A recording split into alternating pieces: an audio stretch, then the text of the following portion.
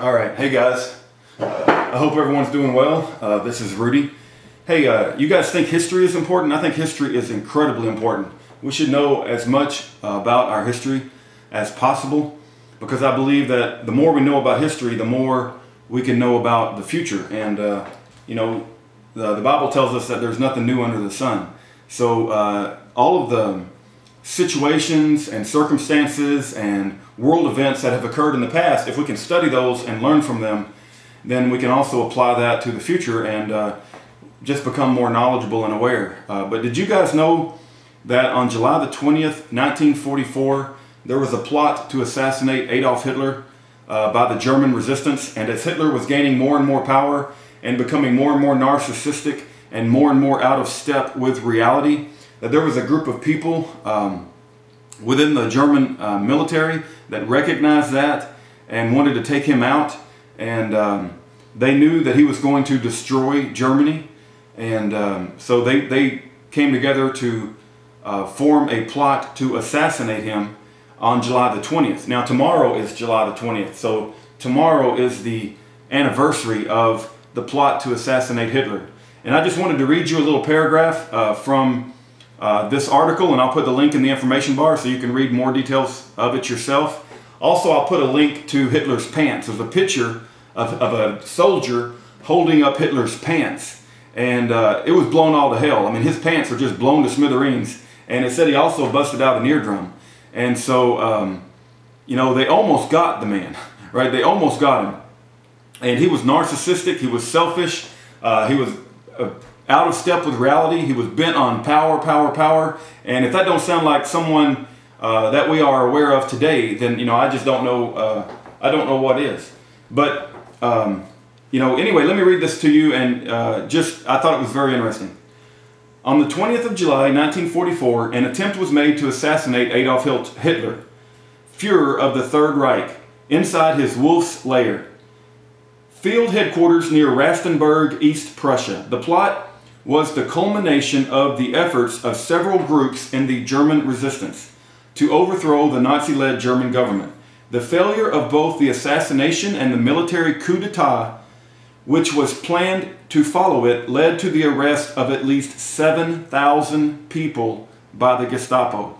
So when this attempt to assassinate Hitler failed, 7,000 people were arrested by the Gestapo. According to the records of the Führer conferences on naval affairs, 4,980 people were executed. So just shy of 5,000 people were executed in Germany, resulting in the destruction of the organized resistance movement in Germany.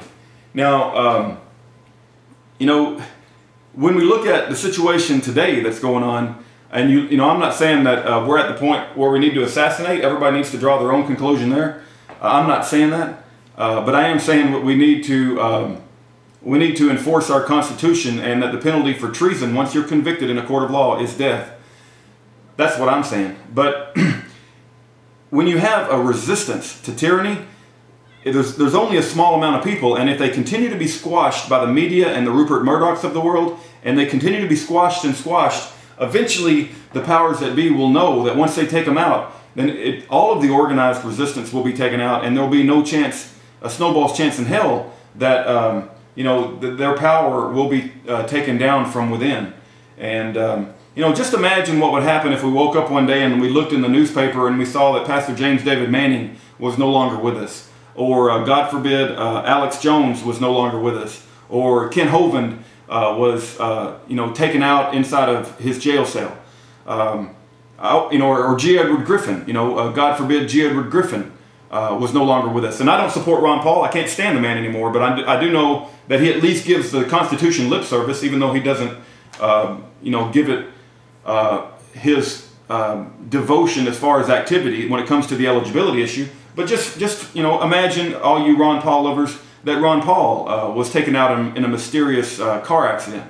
Now, I'm not saying, I'm not advocating that. I'm just saying that if that was to happen, you know, all those people, how would we have an organized resistance in America to the tyranny that's happening in our country?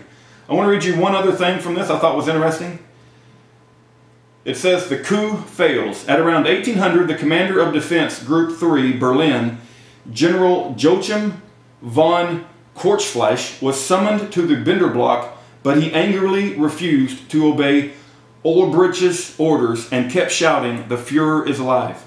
So he was arrested and held under guard.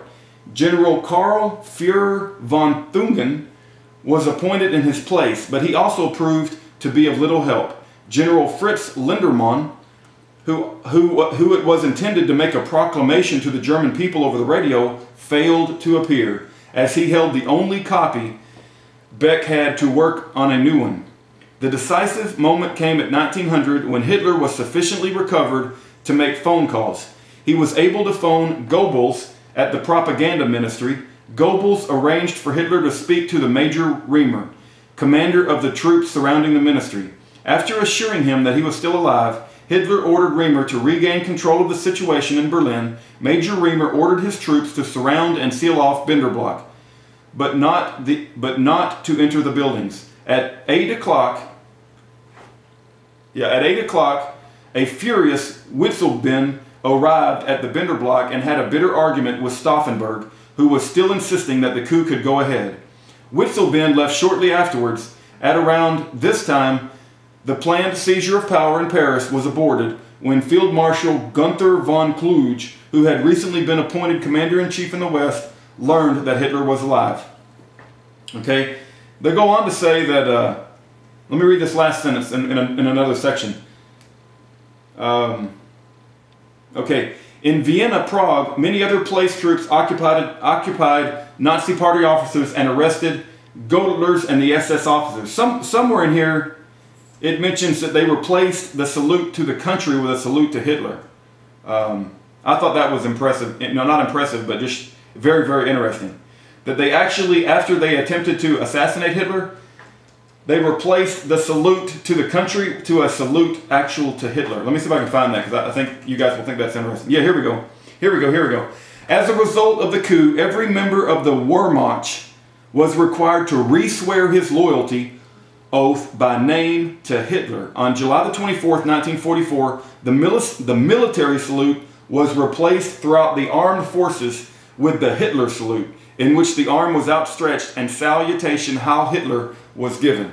So, once they destroyed the organized resistance in Germany, they just didn't have a chance of falling from within anymore. And, God had to raise up another power to take them out. And thank God for America, But in any event, I thought it was an incredibly interesting piece of history. The anniversary is tomorrow.